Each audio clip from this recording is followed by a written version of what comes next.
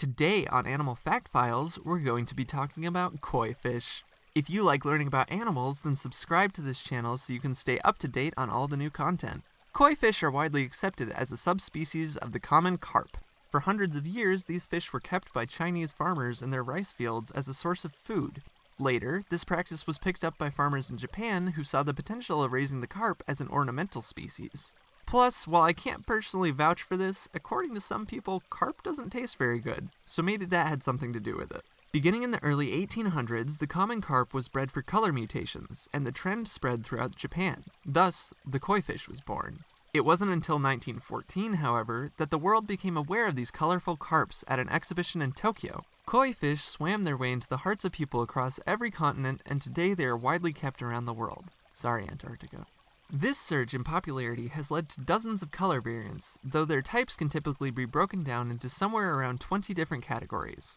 The most common colors they display are white, orange, red, yellow, black, blue, and cream, and these can show up as solid colors, like the Hikarimono variant, as spots, like the Tancho variant, and mottled markings, like the Bekko variant. They can even appear metallic and pearlescent. While they may look pretty, if left to their own devices after a few generations, they will actually revert back to their natural brownish tinge. Carp are rather robust fish and can survive in many different environments. Koi fish longevity can probably be attributed to this fact. Because they're so hardy, if released in an ecosystem where they don't naturally occur, they can cause devastating effects. In some areas of the world, carp are considered a pest, and it's possible that they exist as an invasive species due to the release of domestic koi fish. Basically, if it don't belong there, don't put it there.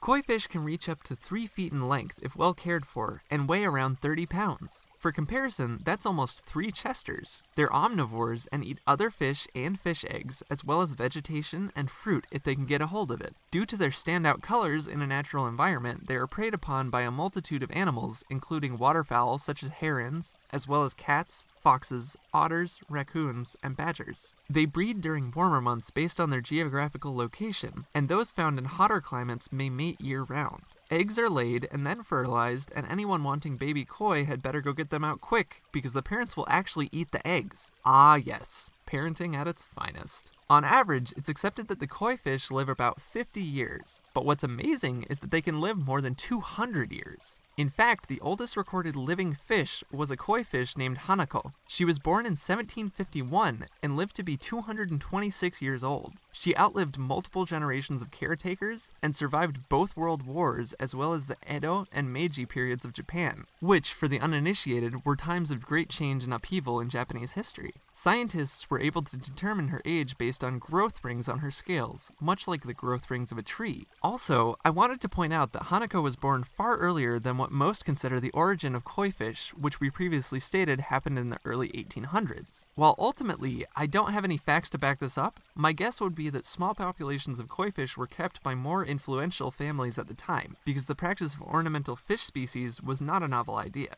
Goldfish had already been bred in China for quite a while, so the concept of breeding fish for their looks was nothing new in East Asia. Let us know if you know more about Hanako's story. Koi fish are a symbol of power and prosperity, as well as love and friendship. A Chinese legend tells the tale of a koi who swam upstream for many miles over waterfalls and through rapids to reach the Dragon Gate at the top of a mountain. Once the koi reached this sacred place, it became a great and powerful dragon. I, for one, love the idea of swimming dragons. How about you? For more information on koi fish, feel free to check out the links in the description. Let us know which animals you'd like to learn about next. Thank you for watching, and be sure to give a thumbs up for more Animal Fact Files.